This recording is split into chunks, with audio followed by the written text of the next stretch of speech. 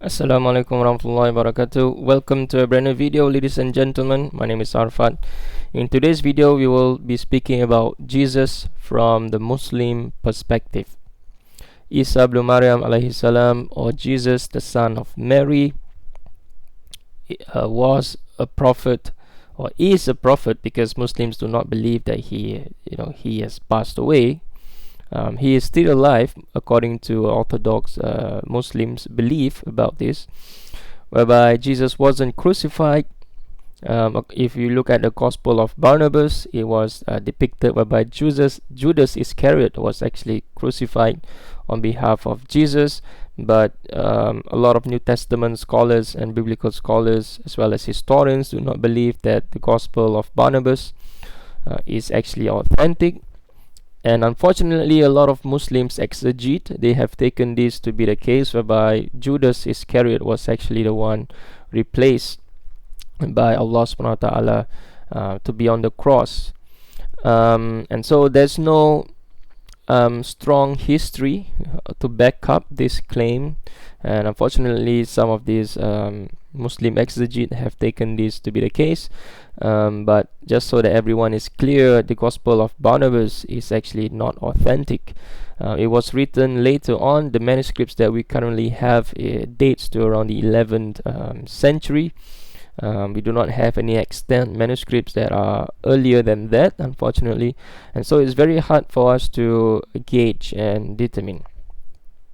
Now, Muslims believe that Jesus is a prophet sent to the Bani Israel, the children of Jacob, also known as Israel in the Quran as well as in the Old Testament. Muslims do not believe Jesus to be the Son of God, as depicted in the New Testament, as well as early Christian beliefs. And also, Muslims do not believe that Jesus is part of the triune God. And this is also the belief of the Unitarian Christians, like the Christadelphian in UK, and so on and so forth. And so Muslims and all these Unitarian sect of Christianity share the same thing in common when it comes to their belief, when it comes to the Christology, the nature of who Jesus was. Now, obviously, the Muslims differ from majority of them, even Unitarians, because Unitarians believe that Jesus was actually Son of God, though we have to put it in inverted comma, Son of God. The Bible depicts, especially the Old Testament, depicts God to have many sons.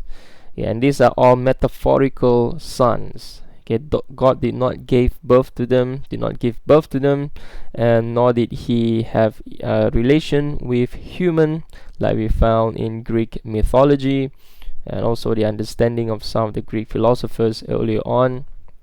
And Muslims, the belief of Orthodox Muslims at least, okay, which is the majority, do not have such beliefs. Anyone that believe in such a thing or have such beliefs, they are called heretics in the as far as Islam is concerned, because this completely goes against what the Quran mentioned. The Quran do not mention, in fact, refrain from mentioning father. There's no such thing as God is depicted as father. Jesus is portrayed as son. All these are language which have been abused, have been misunderstood, and so that's why the Quran did not even use them. If you look at the Old Testament, God has sons, a lot of sons, and God has a lot of anointed, a lot of Messiah. Also, God has a lot of Christos, and so we do not find any of these depiction apart from Jesus when it comes to the Quran, as far as the Quran is concerned. Now, the Quran also makes it very clear that Jesus is not the Son of God.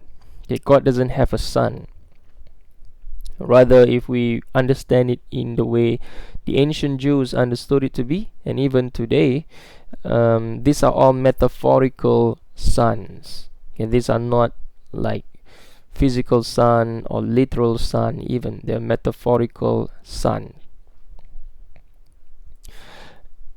Now, Muslims believe in the miraculous birth of Isa ibn Maryam alayhi salam, of Jesus. A lot of Christians today do not even believe in the miraculous birth of Jesus, although a large or a few portion amongst them, I would actually say, have still continued to believe, like the evangelical and the fundamentalists. They do believe in the miraculous birth of Jesus, like the Muslims. The Jews completely deny Jesus as a prophet sent to them, the ancestor. But a lot of Jews do not believe that Jesus do not exist. A lot of Jews continue to believe that there was a historical figure named Jesus or Yeshua or Isa, but he wasn't sent to their ancestors. And so to whom Jesus was sent, according to Jews, is anyone else but them. Now, there's also a depiction of Jesus in the Talmud, but though it is like a drop of ink in the ocean. And a lot of Jews have explained away that the Jesus mentioned in the Talmud is actually not Isa ibn Maryam. And so they have denied this for many, many years, even.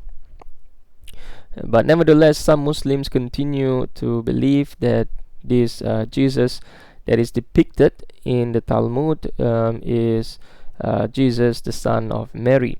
And no doubt the Quran alludes to this as well, because when they slander the mother of Jesus, Mary, and this is found in the Jewish writings.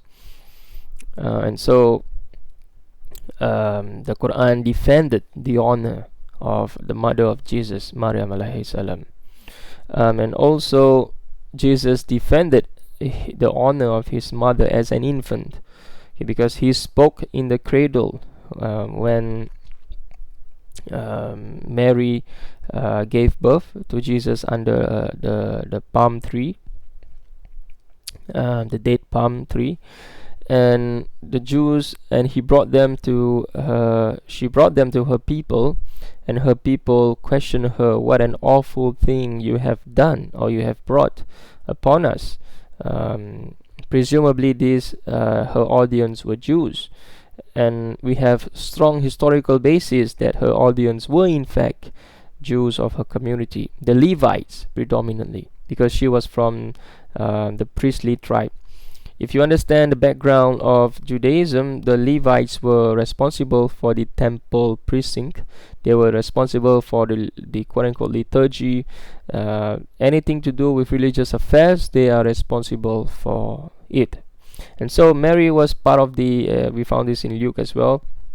Mary, the mother of Jesus, may peace and blessings of Allah subhanahu wa ta'ala be upon them all. She was from the tribe of Aaron. Okay, in the Quran also mention this, O sister of Aaron. Okay, and so doesn't make Maryam alayhi salam a literal sister, because Aaron lived 1,000 years ago, more than 1,000 years ago. Now there just a sidetrack here. There are a couple of ambiguities when it comes to the relationship of Aaron to Moses. A lot of Muslim exegetes believe that Aaron is the literal brother of Moses. Some believe that the word akhi could be the word brother could also refer to like a friend or close members within the community even. Nevertheless, it doesn't affect our theology one bit, whether Harun or Aaron was the brother of Moses, or was the cousin of Moses, or was a close companion of Moses. It doesn't affect anything when it comes to theology. And so Mary wasn't the literal sister of Aaron, like some of the people have misunderstood, and then they claim that this is a contradiction in the Quran, whereas this is actually not a contradiction in the Quran. This basically refers to the lineage. When it comes to, like, Mary was from the lineage of Aaron, okay, the priestly tribe, the Levites. Nevertheless, when Mary, the mother of Jesus, brought Jesus to her community, they questioned her, "What an awful thing you have brought upon us. This is a disaster. What have you done? You're supposed to be this holy child which Zechariah took care of in the temple, and whom this child had been dedicated to serving God." And we found this in the Gospel according to Luke, and also in the Quran as well. Surah Imran, as well as Surah Maryam, when it comes to the birth narrative, the infancy narrative of Jesus. And so when Mary brought Jesus to her people questioned her and things like that. And there's a lot of wisdom to this, because she did not speak a single word. If you know the story of Zechariah as well, he did not speak a single word, and those were his signs. And so there's some parallelism here, even though it is applied to a different scenario. Whereas Mary did not actually speak a single word. Instead, she pointed to the baby, the infant Jesus, and then miraculously, by God's permission, by God's leave, the infant Jesus, the baby Jesus, actually spoke to the people. And we are also told in the Quran, whereas there are some among them who actually believe once they have seen the miracles of God acting through Jesus. They started to believe in the message of Jesus. They started to believe that Jesus was actually a prophet, because Jesus said that I am a prophet, okay, to you, and I am the servant of Allah, okay, Abdullah. Jesus is also an Abdullah, the servant of Allah. And so there are also, unfortunately, a faction amongst them actually do not believe. And we found this towards the end of Surah Al-Ma'idah.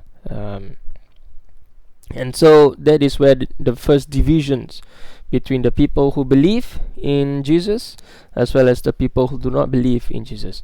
Now, there are a couple of theories flying around here and there that are incorrect with regards to the Jews, the Jerusalemites believe in Jesus, whereas the Gentiles do not believe in Jesus. This is absolutely false. Instead, the community that was addressed by Jesus and his mother were actually Jews. Okay, so both of them were Jews. Those people that came to believe in Jesus and those people that do not believe in Jesus.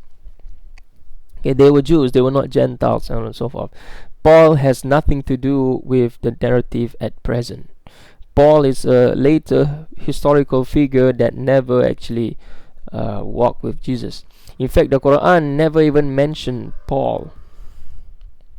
Okay, but the Quran rebukes the quote-unquote alleged teachings of Paul, presuming that the 7 authentic epistles of Paul were actually from Paul himself. Okay, we cannot be certain, although we have taken this assumption, because it must be attributed to something, to somebody, and it is strongly and is likely that all these 7 epistles came from one person, also, or from a school, okay, from a community, or they all probably they came from the 100 CE onwards, whereas the letters of Paul have been compiled. Now we just use the word Paul here, but technically it could mean anyone. We only use Paul because that is what we found. I, Paul, wrote this letter with my own hand, as we found in Galatians, if I'm not mistaken. And so also because the 7 body of works, they cohesively goes well with one another, with a few exceptions here and there of interpolations, like clear-cut interpolations, like the hymn in Philippians 2, and so on and so forth. But nevertheless, let's not get sidetracked here. So returning back to the story of Jesus, Paul has nothing to do with this. So the 2 communities that actually split, or the two factions that actually split were Jews themselves. So we have Jews that believe in Jesus as the Messiah, as well as Jews that do not believe in Jesus. Now let's explore this thought a little bit here. If we ascertain from the gospel, from the four gospels, especially that of John, and also Mark, when the author of John wrote the Gospel of John, he depicts the Jews as the troublemaker. But these were not just ordinary Jews. The same we found in Mark, because the poor people within Galilee actually believe in Jesus. But it is those Pharisees and Sadducees, the scribes, they were the ones, as well as the people, the audience, when Pontius Pilate in Matthew washes his hands, okay, of the blood of Jesus. Apart from all of these people mentioned, the Jews believe in Jesus, mostly the poorer ones. It is only the Pharisees, the scribes, about those people that have a form of social standing. They were the ones who rejected Jesus, and also we found this in the Synoptic Gospels, whereby the poor will be first, and then the rich will be last, meaning the poor will be the ones to enter the kingdom of heaven, and the rich will be difficult to enter. And so this is what we found depicted in the Quran as well. This could be the two factions. Again, we are using the Israelite narrations here, so we have to be careful here. But nevertheless, this is a plausible theory. I make this clear, this is a plausible theory, that when the Quran mentioned that affection for amongst them believe and affection for amongst them do not believe, it could be that the lower class community, the poor and the peasants, they believe in Jesus, and those people that like the scribes and the Pharisees, the learned people, the people of higher standing within the community, they refuse to believe in Jesus. The Quran also mentions that the Jews have been killing the prophets, and this is also found in the book of Acts, in Stephen, the martyrdom of Stephen. Stephen also mentioned, and also John the Baptist also mentioned, that whereby Jews have been killing the prophet of God innocently. And also the Quran seems to repeat this, whereas the Allah subhanahu wa ta'ala questioned the Jews of the time of the Prophet Muhammad sallallahu alaihi wasallam, and also because the Quran, according to the Muslims, is the last and final revelation, so it is open up to the entire world, and so it is an ever-living message. So it also applies to it is also addressing the Jews of today as well as the Jews of the time of the Prophet sallallahu alaihi wasallam. And so, according to, obviously, we do not find any of this in the Old Testament, but we found this in the New Testament as well as in the Quran, whereby the Jews have been killing unjustly. Not that there's any just in killing the prophets, but because they refused to listen to the message of Jesus, and so the Jews themselves were the ones who want to kill Jesus as well. And that is why, according if we look at history, the Catholic Church have a lot of problems with Jews living in Europe. They were exiled many times. Okay, they were denied entrance many times. They were exiled, they were chased out of their homeland. All over Europe, they were chased out, and that is why they seek refuge in the Ottoman Empire, in the empire of the Second Emirate, Umayyad Emirate, in Cordoba, as well as in Egypt. They seek refuge, and we also have a strong community of Jews up until the advent of Israel. Jews in Babylon, they were there, they remained there for the longest of time. And the Muslims in Baghdad, Ali bin Abi Talib. Baghdad didn't exist until the time of the Abbasid, but in Kufa, Ali bin Abi Talib, he governed, quote unquote, what is now today Iraq. But he did not chase out the Jews. He let the Jews live there peacefully, and so on and so forth. And so Jews remained there. They found a refuge under the Muslims, so on and so forth. And Omar bin Khattab, he allowed Jews to return to Jerusalem for the first time since they were exiled after the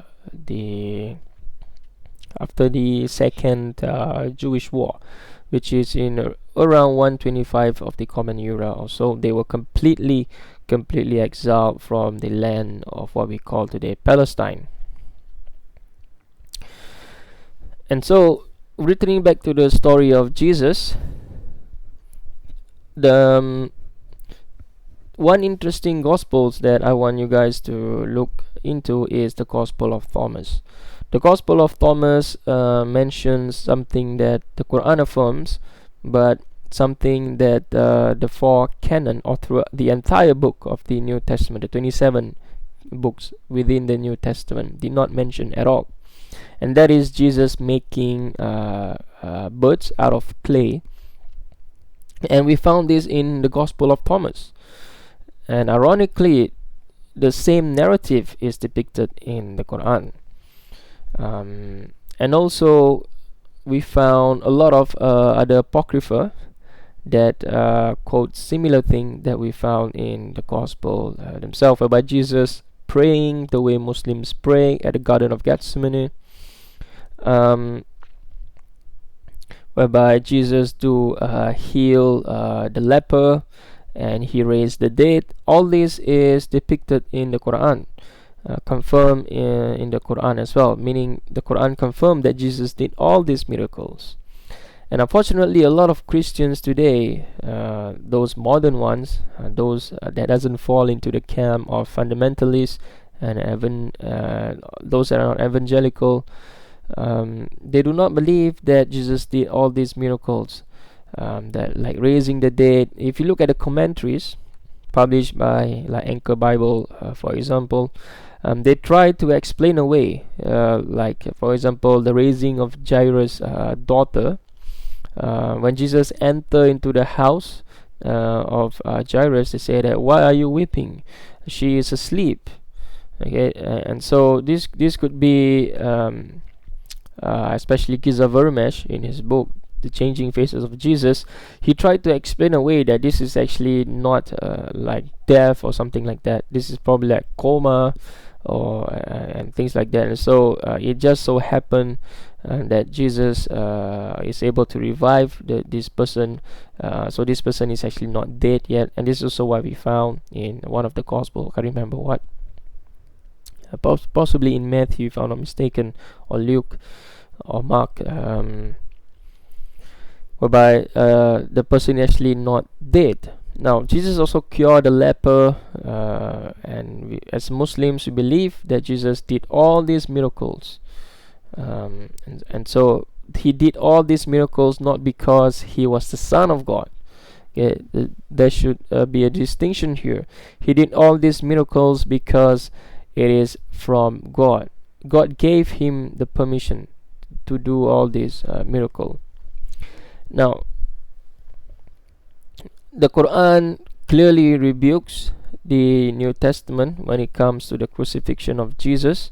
Jesus wasn't crucified, nor was he killed. There are some exegetes out there that believe that Jesus wasn't crucified or he wasn't killed. That doesn't mean that he wasn't put on the cross. Now, obviously, this is a fine line within what does it mean to be crucified, because to be crucified doesn't mean that you need to die. It is, at least some of the scholars they have tried to explain away, because historically a lot of scholars believe that the Gospels, since they all agree with one another, so that means it is highly plausible that it is historically accurate to depict whereby Jesus was actually crucified. And so some Muslim scholars have found this to be problematic, because if they deny that Jesus was actually crucified, it means that they are going against history. Anyway, we will postpone because I have a huge video coming up, inshallah ta'ala, when it comes to this topic. Yeah, so this is part 1. There will be a part 2, inshallah. Assalamualaikum warahmatullahi wabarakatuh.